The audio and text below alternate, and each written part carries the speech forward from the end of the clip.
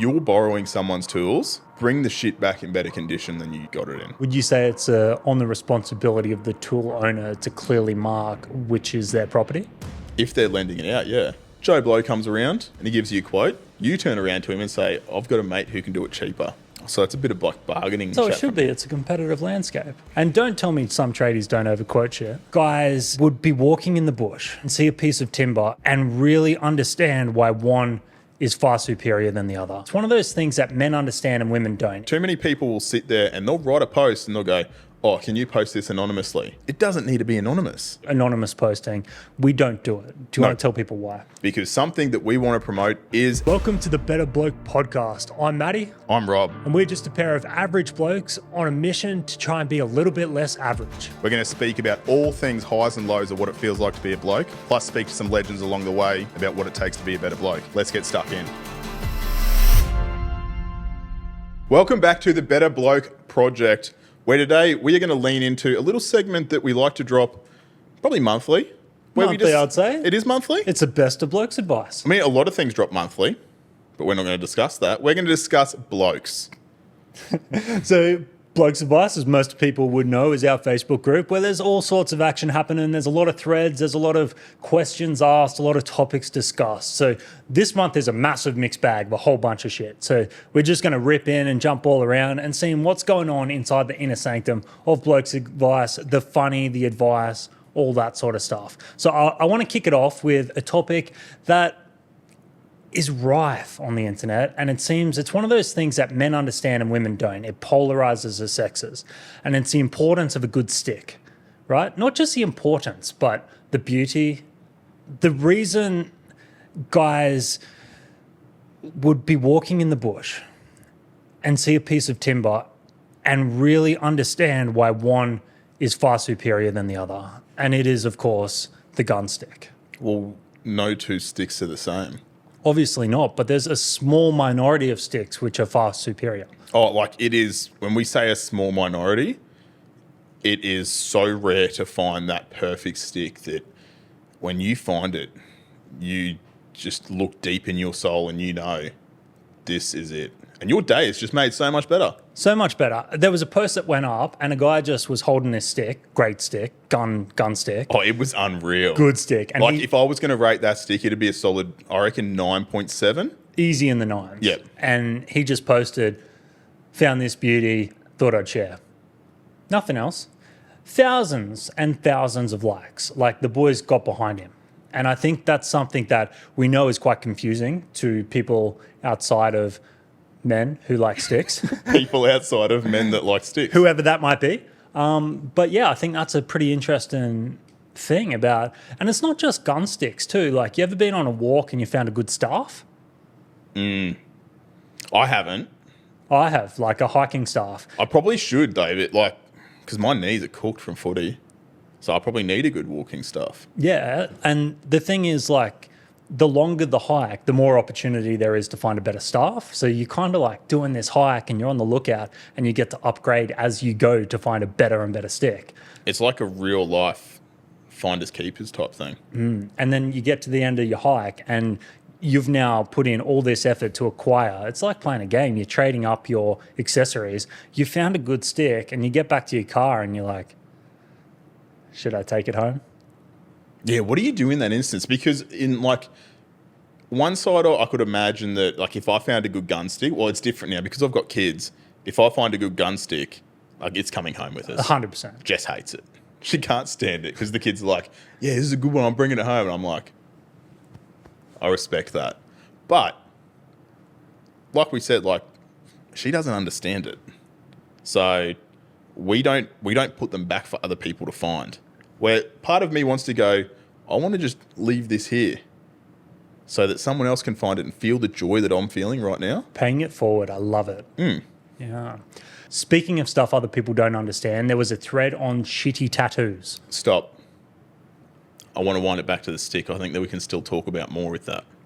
Take it back. So my theory behind why gun sticks are so important, and we've spoken about this with a few guests that we've had on, it's sort of paying homage to our childhoods, where I think it's very, very important that men in particular, I'm going to speak for men here because I'm a man. How important it is to sort of keep that little bit of like childishness a lot of the time. It's like you see guys try and jumping on skateboards again when they're 40. Well, it's almost like people are calling having fun childish, which it isn't, right? But why is childish like a bad term? I think of childish as a good term. I just think an adult can have fun and it not be childish. And if that is fucking around with sticks or playing on a skateboard, like, yeah, it's something a child does, but it doesn't make you a man-child. It means you're just having fun. You're still connected. You're not soured by the world. I guess that's why language is so important. That's why we try and focus on what we're putting out, using the correct language all the time. All the time. All the time. No, because the language we use is for our demographic. Just thought I'd throw that in there. Rob's still tilted by TikTok? No, I'm not tilted by TikTok. I'm welcoming all the new followers we're getting because we are getting views now. Thank you. Can we talk about tattoos now? We can talk about tattoos now. Sweet. So, shitty tattoos. That's something that is not the first time this has popped up in Blokes Advice. And That's a common thread. I think it's a bit of a rough topic because what makes a shitty tattoo? We're covered in a whole bunch of stuff. Some of mine are, you could say, shitty, and I don't look at them as my bad tattoos. I think if they're funny, they make people laugh, they have a conversation about them, I think it's a good tattoo. I think it's a good thing. Like, I've got an apprentice leg. I've got all my tattoos on this leg are from apprentices. Well, so yours, we're talking either technically bad or conceptually bad. Or both in this case, because they're apprentices. They're learning what to do. And they're like, what do you want? Surprise me. I'm going to pull up some of the photos of these tattoos that popped up, and we can discuss them. Are we going to do like a review system here? We could review them. I don't think that's a bad tattoo. I think that's actually really good. Do you want to read out what the bottom of it is? Technically a very good tattoo, or at least a decent tattoo, and it says, you can only fuck with the dick that you have. That hits me on all sorts of levels. It's motivational. It is. It's comedic. I like that it's in a script where you have to kind of take a second to read it and be like, oh shit, it does say that.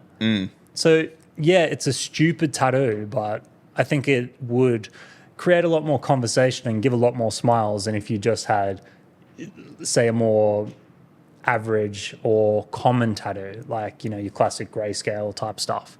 This is a conversation starter. It's a conversation starter, is it? 100%. Next one. What conversation would be coming from having a tattoo saying you can only fuck with the dick that you have?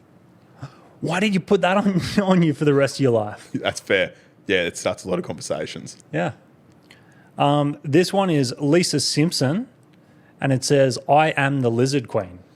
I absolutely love any reference to The Simpsons. There's a few. There was The Mole Man, and it says, good mole man to you. Big fan. And that's also pretty sketchy too. So I'm a big fan of the sketchiness of it, because if you're going to have like a silly tattoo, as a lot of people call them, make it as sketchy as ever. Like, I'm talking full-blown prison spec. Full home job type? Yeah. Yeah. I think what a lot of people don't understand as well, as you get more and more tattoos, I guess the significance of them sort of drops down. So if you have only one tattoo and it's a massive comedic piss take piece, that's kind of hilarious. But people are more inclined to get like a funny one if they have a whole bunch of other stuff, because it becomes part of their full makeup and their full story. So people critiquing bad tattoos maybe don't understand the perception of having heaps. I think the whole point that a lot of people miss with tattoos is like you're getting a tattoo for yourself. Even if you're getting a comedic thing for someone else, what they choose to do is their own choice. Like, why does it affect you if someone has a shitty tattoo? I like shitty tattoos. This one's great. And now this is a 10 mil socket. Gone, never forgotten. It's a single hex too, so yeah, that'd hurt. Like losing it, I mean. Yeah, so it's kind of like really lent into the memorial tattoo that people get when they've lost a loved one or something. But then the comedic aspect of everyone loses that. Do you know why everyone loses a 10 mil? Because it gets used the most, so it goes around the most. It is a commonly used number, so Yeah, good on you for knowing that. Or you're in a workshop, someone else needs to borrow your shit and they don't bring it back. I reckon that's a big culprit. That's a big discussion point, actually. Using other people's tools and not bringing them back. Well, Or you bringing can them back talk in on the same that. condition. I'm not a tool kind of person. Are you? That really surprises Yeah, me. does it? No, it doesn't. But yeah, no, I think this is a good point where if you're borrowing someone's tools, bring the shit back in better condition than you got it in. Even if like someone gives you greasy tools and you take it, for the pure fact of them letting you borrow their tools, give them a fucking clean. Like do it. It's the right thing to do. The last joint I worked at, there was a workshop there and we had 4 mechanics and they all had identical sets of tools and they ended up like spray painting their tools bright pink, bright orange, bright green. So there was no confusion because it was an issue. Too much borrowing, not enough returning. Well, I think that's the biggest thing, especially with everything going to like battery powered tools now. That's a complete separate debate, that one. We're not going to get caught up on what brand is better because we all know a Zito is king. That like we would literally carve our initials into our tools or spray paint them a different color because you're sharing all your batteries and all your tools between people on job sites. It's what happens. It's very, very easy to lose something and then you feel bad because you're like, he stole my tool. He didn't know that he stole it. It just got mixed up. Would you say it's on the responsibility of the tool owner to clearly mark which is their property? If they're lending it out, yeah. Would you say on a construction site, it's reasonable to assume the Sparky might need to just like see that battery over there and he just might need to borrow it? Yeah, that happens. I know it happens. Is Yeah. it reasonable to assume you need to mark it for that scenario? Someone shouldn't just go picking up random tools though as well. But that happens. It does happen, but it's a respect thing. I mean, if it's on charge or it's sitting where you're doing the job, so you know you can just go poof, poof, undo it, put it back down, no dramas. But if you're then moving to another workstation or somewhere else to do another job and you're taking that tool with you, no, Not on. don't do that. Let's go to, there was a thread of guys talking about cases of Coke, the 30 pack. It's cracked $50 and he thought he'd never see the day. That is insane. $50 for a carton of soft drinks, that really affects us going out and doing these barbecues. So it's something that hits very, very close to home because we're putting on soft drinks and snags at these barbecues. And if they're putting the price up of a carton of Coke, I'm just not going to buy a carton of Coke. Sorry, boys. I know that you love your cans of Coke and whatnot, but It's pretty wild because the price of like a mid-strength 30 pack of beer is about $60 for like the cheaper run-of-the-mill ones. I'm not a drinker. It's about Wouldn't 60, know. maybe $62. But that is obviously subject to all the tax going on alcohol. And I read some stuff, roughly half the cost of that cost is tax. So So would that mean that this is just... this is just pure prof. So is that Coke passing this pricing down, or is this the stores knowing because of like obviously they're just testing that market to know like where the floor is if sales are going to drop, they'll just keep putting prices up. Yeah, so I can't imagine Coke is more expensive to produce than beer. Not at the quantities they're producing, definitely not. No, so like the profits, I guess, getting split between Coke, if there's a distributor, and the final seller like Woolworths or Coles, but a much smaller percentage of it is going to the government in tax. So I guess Coke's just a more profitable thing than beer, but it's just like part of this whole, I don't know if you call it greed. I don't know if the price needs to be there because of everything else, but it just doesn't make sense. It doesn't seem like it needs to be there if beer can be delivered for $10 more with half of it being taxed. It sort of makes me wonder if it's like going back to that branding and whatnot with, is it just Coke that's $50 a carton, or is it like all Coke associated products like Sprite and Yeah, I think they've all cranked up. they all have cranked to 50? And even the competitors too, if you look across at like the Pasitos and whatever else, the price is still up there. It might be a bit less, but it's still pretty expensive. See, that is something that hits me hard. Pasito is such a staple, underrated drink. I froth Pasito. Mind you, I'm not drinking much soft drink at the moment, but if someone was to give me like a nice cold can of Pasito, that purple can with, is it a toucan on it? Or is it a parrot? I think it's just a parrot. Might be a parrot. Yeah. Yeah. No, Pasito slaps, Solo slaps. Yep. And you know which one they ruined? Mountain Dew. Because they like they pretty much try to toe the line of making an energy drink. They put the guarana and stuff in it. Your Mountain Dew energized. So since then, it hasn't quite hit the same for me. See, I was never really a big Mountain Dew drinker, except if I got a Zinger box. If you get a Zinger box and you're not getting a Mountain Dew, you're a sicko. Take a hard look at yourself and think about what you're doing. What else we got? I think as much as it's sort of good having a chat and having a laugh and doing all this, and we just said about the reasons as to why it's important to have a laugh, it is good to also talk about the community aspect of what Blokes Advice offers the boys, because a lot of people don't actually understand. They'll read a whole bunch of things on comments on all these other things without actually being involved in the group and realising that what it does for men is something special, that shared lived experience where the guys are actually commenting on it. Just the amount of guys that read the comments, they sit there silently, but they know that there's other guys going through that shit at the same time. Yeah, so we're talking about some of the funny shit, but then there'll be posts on kind of really generic issues. Like there was a dude asking like, "Hey boys, what sort of washing machine do you use? Mine keep conking out." It's guys actually talking about white goods, which you wouldn't think's happening in this blokes group. There's guys asking about types of insurances, and then there's guys that are going to the next stage and they're asking about relationship advice. Maybe something's going on with this new girlfriend or something's happening with their financials, and they just want that lived experience, like you said, of what other boys have done. So if you break it down, there's so many different aspects, but it kind of needs them all to come together so guys can realize guys are talking on all manner of things. It's an open space where we can talk about whatever we want. I think that's the important thing. It's making a space where guys can talk about whatever they want, regardless if what they're discussing is our views. That's their complete opinion. Like you can do what you want to do. It's all good. Obviously, we do draw the line a little bit because obviously Facebook has community standards, and a lot of the stuff that gets deleted, we don't actually do. Yeah, which happens before it even sees. That's kind of a good thing for us. It is a very good thing for us. So yeah, the community guidelines by Facebook like pretty much cuts out like a lot of anyone that's kind of in that terrible space themselves and really tan off. But in terms of like, I guess you could say it's a free speech platform. We're happy for you to talk about pretty much whatever.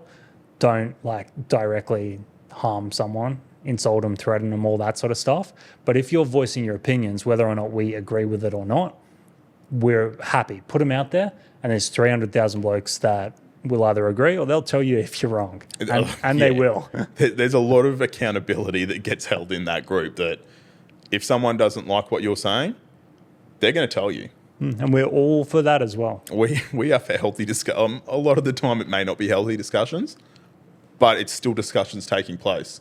And it's just men communicating with how men communicate and how they've done for so many years before. It's just that they get told that they can't communicate that way anymore. Yeah, while we're on it, let's touch on the anon post, because we spoke about it way back in the early days, anonymous posting.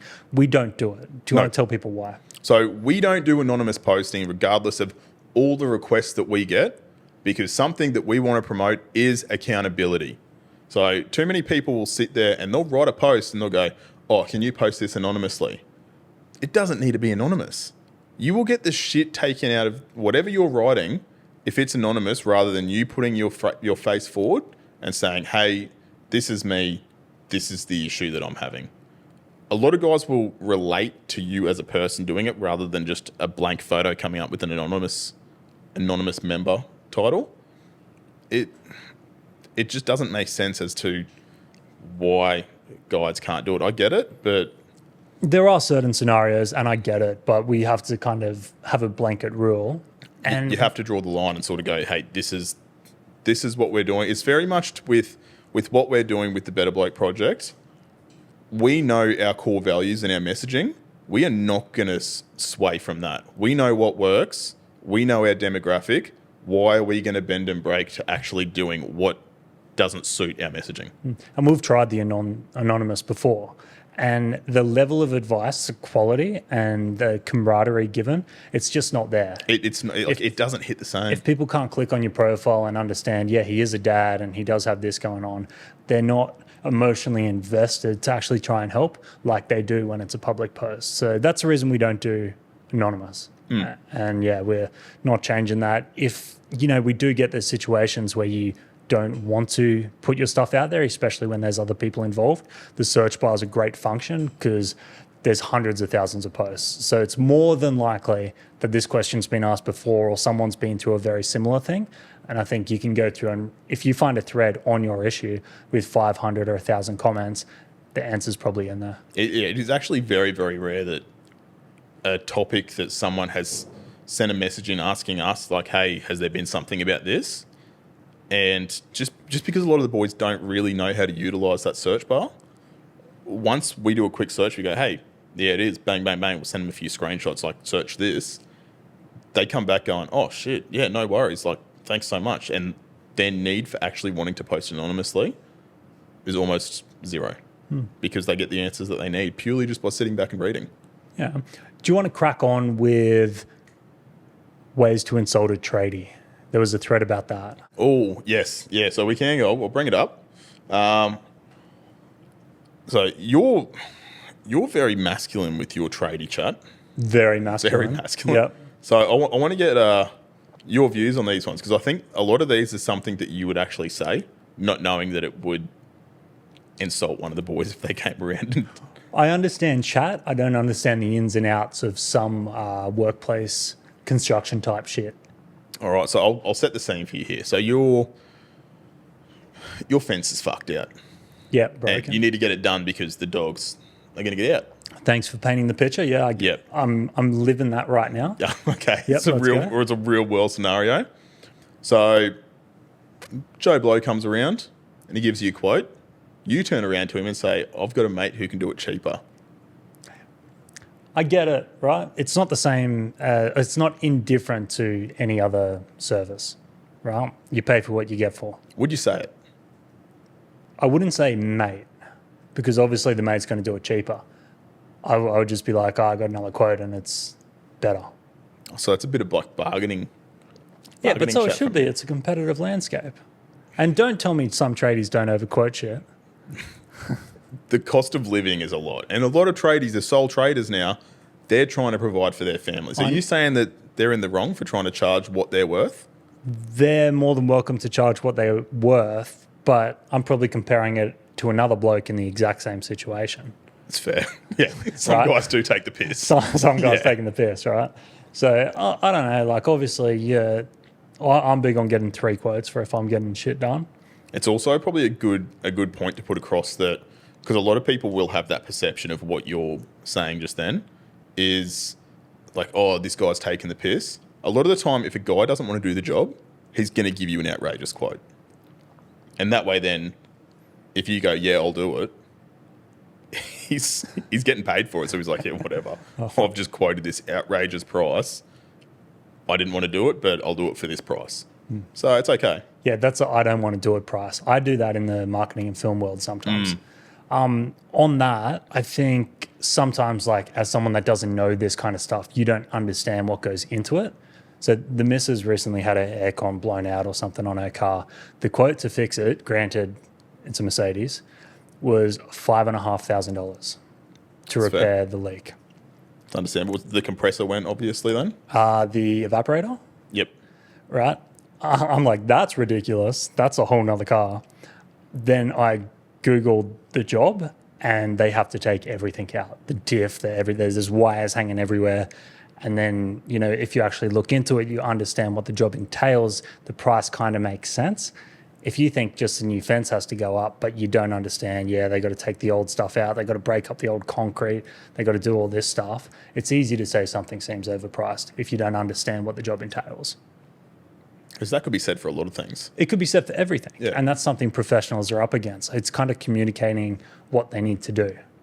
Like I had a water pipe burst and this guy, he had his young fellas working for him, But he sat there and kind of pointed out to me what might happen, what could happen, best case, worst case, walked me through it. And it was expensive, but I'm like, yeah, makes sense. Like, there's a lot going on. You didn't feel bad about having to pay the expensive price because he actually explained what... Yeah, he prepared me, and there was situations that could be worse. And, like, I could see it in front of me. I'm like, yeah, this all makes sense, what's happening right now. Communication, baby. Yeah, maybe that's a good little sort of thing for those boys that are tradies to take out of this particular segment on this episode is if you are pitching your, I guess, services to someone, make sure it's communicated correctly. Communicate your worth, communicate the value, and communicate why. And just keep in mind, like, a lot of your clients do not have the knowledge you have about the topic. Well, that's the whole purpose why they're getting you in to do the job. So you need to know your worth. If they could do it themselves, they would have already done it. Next one. Going off insults, and you've just mentioned air conditioning. Calling an air conditioning mechanic a wind plumber. A wind plumber. I thought that was like a friendly term. I'm not actually against that. I've never heard it called that before, but I like it. A wind plumber. That's not an insult. That's just like calling I don't know. Calling a what, Matty? I don't know. Calling an electrician a sparky. It's kind of the same thing. A lot of people, there's been this comment a few times that painting is a trade. Painters get a lot of shit. They get so much shit, but if you've tried to paint, it's not easy. It's not at all. You see the dudes do corners and they like have a flick of the wrist and the corner's done and it's not spilt over. Cutting it is the worst thing in the world. Yeah, look, it's probably not the hardest trade, but I think there's a lot of technique. It's definitely something that they're a shitload better at than a normal person. I think it's definitely a trade. Yeah, yeah. But then it's also, if something goes wrong when you're doing something, don't worry, the painters will fix it.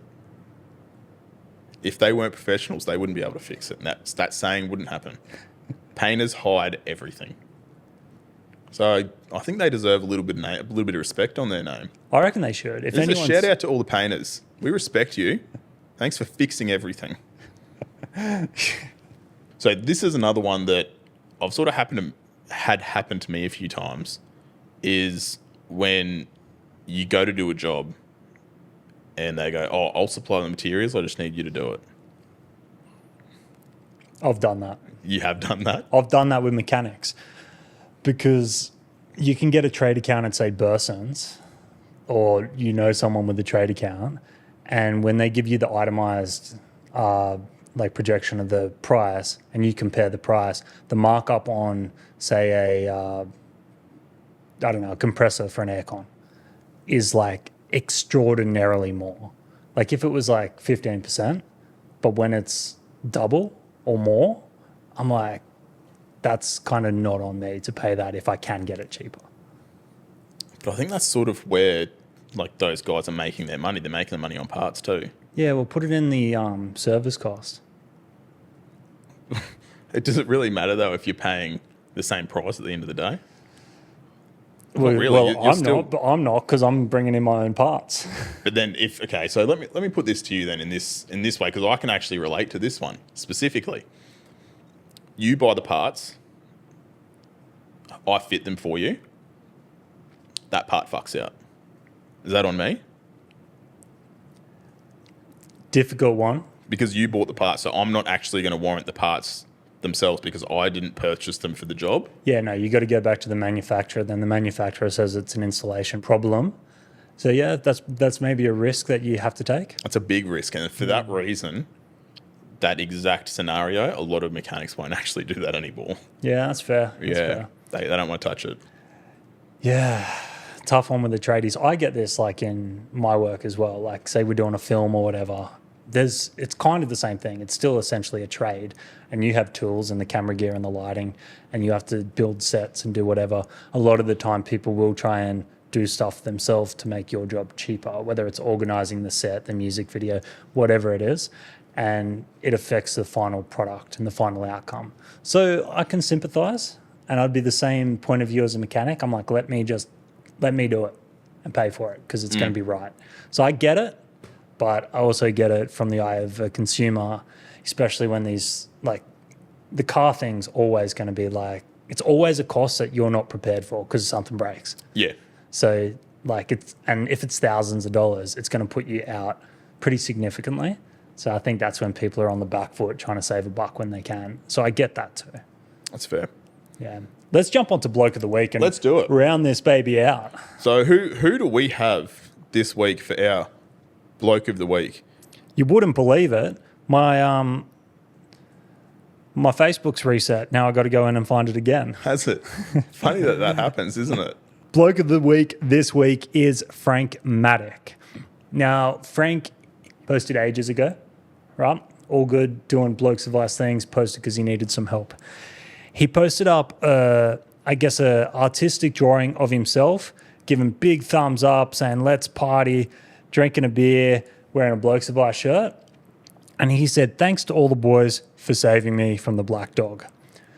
So he gets Bloke of the Week for two reasons. Firstly, gratitude. Yep. So obviously the boys have got around him and he's crediting the members for helping him through the tough times and getting him to the point where he is happy and healthy and all those sort of things. So he's showing a lot of gratitude back to those boys. And that's a big props. It's good for yourself and it's good for the boys to know that they have an impact, but also the resilience.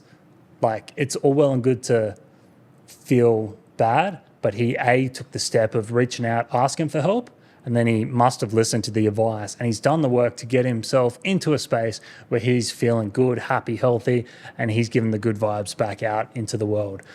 So Bloke of the Week goes to you. We'll get a merch pack on the way. We'll have to reach out, hit you up in the DMs, and we'll get some Blokes Advice gear on the way. I think that's unreal because he's not a prominent figure in the group either. Like, that's sort of the first time I've sort of seen his stuff pop up. So obviously he's just been one of those guys that we talk about that's just sat there stacking his wins in silence, and he's done some good stuff for himself, which is, I can completely get around that. Yeah, absolute legend. So if you want to jump over to the Blokes Advice Facebook group, you can go to blokesadvice.com. There's links there on how to get in. We got to accept you in. It is a private group, male only, where we can talk about all these sort of topics. For anything Better Bloke related, head over to betterblokeproject.org. We got the events, we got all the stuff we got coming up in terms of the podcast. We got some fundraisers on there too. Some dudes doing some truly awesome stuff. And you can find the links to our socials: TikTok, Instagram, YouTube, LinkedIn, and all the rest. As always, be better. Thanks for tuning in to today's episode of Better Bloke. If you got anything out of it, show some love by dropping a 5-star review below. If you want to learn more about everything we're doing, head to the description, hit the links, and follow us on the socials. If you want to learn more about the project, head to betterblokeproject.org.